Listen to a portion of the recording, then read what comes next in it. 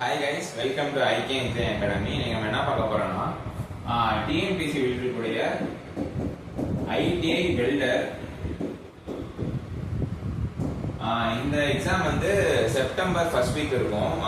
எக்ஸாக்டாக அதில் 5 to 13 நினைக்கிறேன். இந்த எக்ஸாமுக்கு வந்து நம்ம ஐகே அகாடமியில் வந்து ரெக்கார்டட் கிளாஸ் நம்ம ப்ரொவைட் பண்ணுறோம். அந்த ரெக்கார்டட் கிளாஸ்க்கான ஒரு டெமோ வீடியோ தான் இது. ஸோ அந்த ரெக்கார்டட் லெக்சர்ஸில் வந்து இதே மாதிரி என்னோட டீச்சிங் தான் இருக்கும். ஸோ இந்த வீடியோ பார்த்தாலே உங்களுக்கு அந்த கிளாஸ்ல ஜாயின் பண்ணலாமா வேணாம்னு ஒரு ஐடியா கிடைச்சிடும். கிளாஸ்ல போலாமா?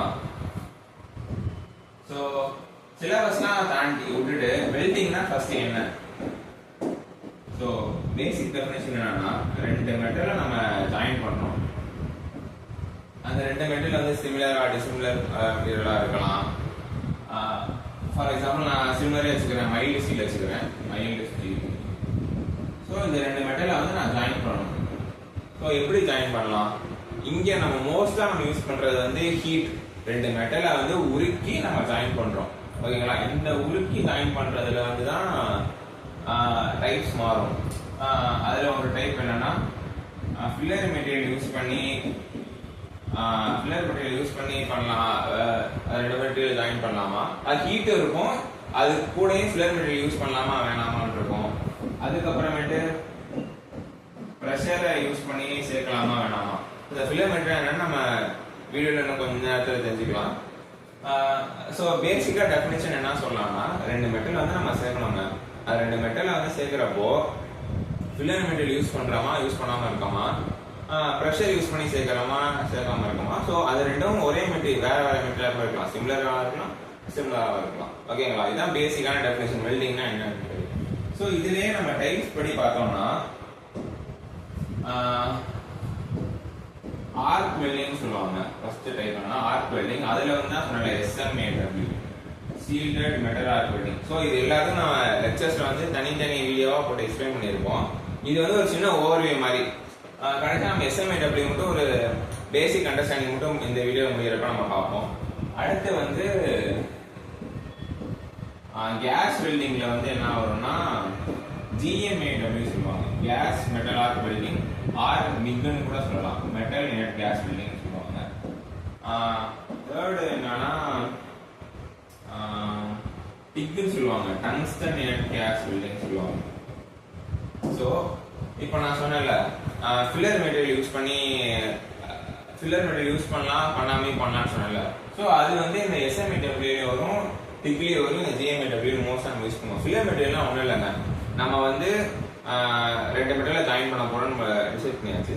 ஸோ ஜாயின் பண்றப்ப ஹீட்டை ப்ரொடியூஸ் பண்ணும். ஃபார் எக்ஸாம்பிள் SMAW வந்து ஒரு எலக்ட்ரோடு யூஸ் பண்ணி ஒரு பவர் சோர்ஸ்ல இருந்து அந்த எலக்ட்ரோடுக்கு பவரை டிரான்ஸ்ஃபர் பண்ணி அது மூலயமா ஒரு ஆர்க் ப்ரொடியூஸ் பண்ணி 2 மெட்டலை ஜாயின் பண்றோம். ஸோ அதுல வந்து வெளியே வந்து ஃபில்லர் மெட்டீரியல் இருக்கும்.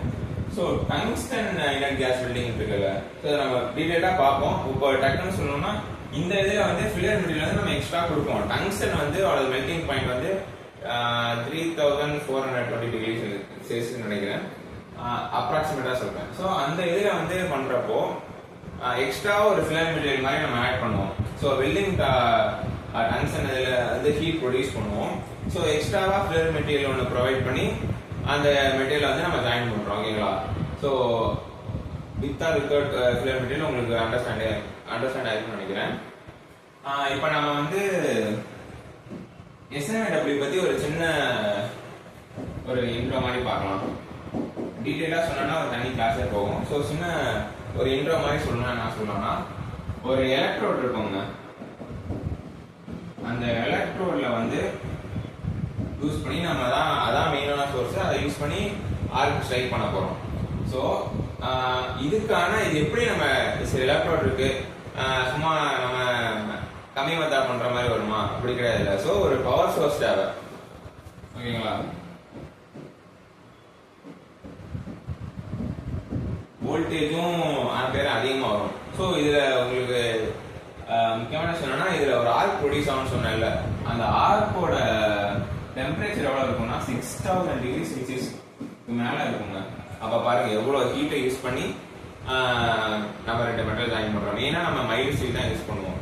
மைல்டு ஸ்டீலோட melting point something around 1500 degree Celsius something இருக்கும், 5340 சம்திங் இருக்கும்.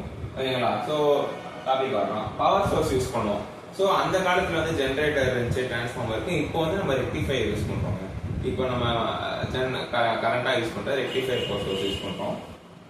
யூஸ் பண்ணி இந்த எலக்ட்ரோட் இருக்குல்ல, அந்த ஒரு டார்ச் மாதிரி இருக்குங்க. அந்த கிளாஸ்ல வந்து நான் ஒரு இமேஜ் மாதிரி சொல்லி எக்ஸ்பிளைன் பண்ணியிருப்பேன். ஒரு டார்ச் மாதிரி இருக்கும், அதில் வந்து எலக்ட்ரோட நம்ம ஃபிட் பண்ணிட்டு இந்த இதில் வந்து என்னன்னா டிசிஇபி டிசிஇன்னு சொல்லுவாங்க.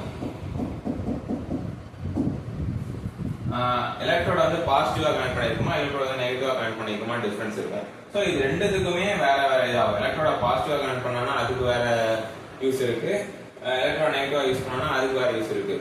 ஓகேங்களா? இப்போ என்ன இதுனா நம்ம பவர் சோர்ஸ் கொடுத்துட்டோம், எலக்ட்ரோட கனெக்ட் பண்ணிட்டோம். இப்போ வந்து ஆர்க் ப்ரொடியூஸ் ஆயிருங்க. ஓகேங்களா? ஆர்க் எப்படி ப்ரொடியூஸ் ஆகுறது வந்து ஒரு நேரமா சொல்லுவாங்க.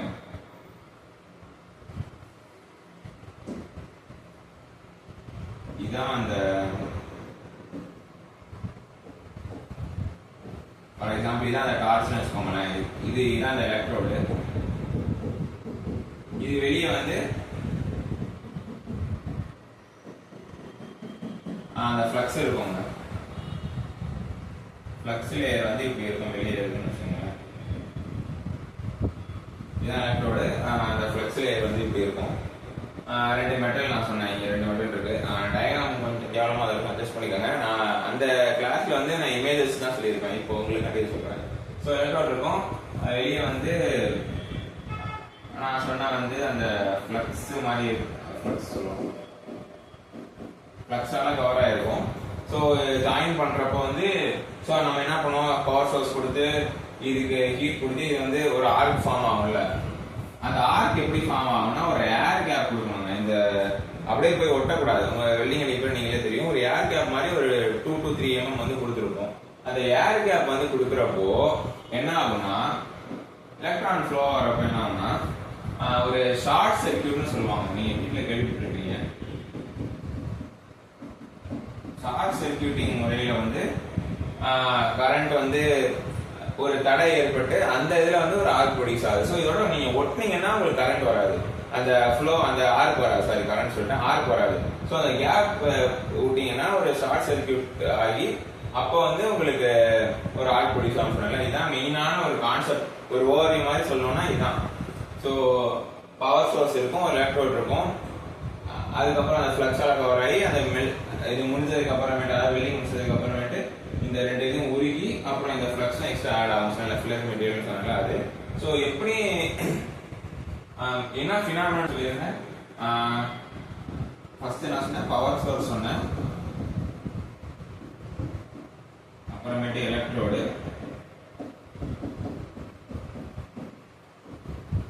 அப்புறமேட்டு இந்த இன்னொரு ஃபினாமினா இந்த ஏர் கேப். அதாவது இந்த எலக்ட்ரோடுக்கும் இந்த பேஸ் பிளேட்டுக்கும் நடுவில் ஒரு 2 mm to 3 mm வந்து கேப் இருக்கணும்.